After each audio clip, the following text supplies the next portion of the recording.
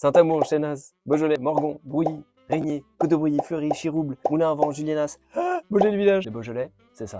Moi, j'en ai sélectionné 3 qu'on va déguster aujourd'hui. Et je vais d'abord vous parler d'amour avec le domaine Chardigny.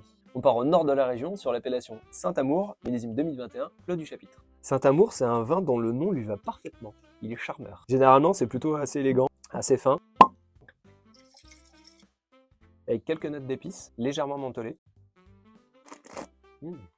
C'est croquant en bouche, ça reste assez fin, c'est délicieux. C'est l'une des appellations la plus réputée de la région, et pourquoi on se ferait pas une petite date avec elle, tiens. Et voici le Chirouble. C'est l'une des appellations dont on parle le moins, et pourtant elle est incroyable. On part sur le château de Chavernant, millésime 2022.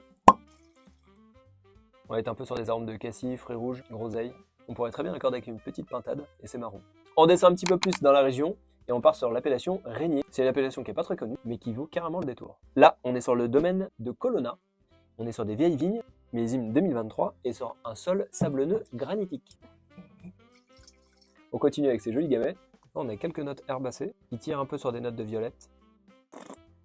Je vois pas pourquoi on n'en parle pas assez, parce que c'est des vins qui sont très digestes, très fins et assez légers. J'ai quelques notes d'épices qui sont un peu plus révélées, en bouche. On va bien retrouver cette minéralité sur le côté granitique. Ça leur apporte cette fraîcheur, et on a des tanins très soyeux. Comme vous l'avez vu, chaque appellation du Beaujolais a son petit jardin secret. Ne manquez pas cette super région qui est riche et variée avec plein de pépites.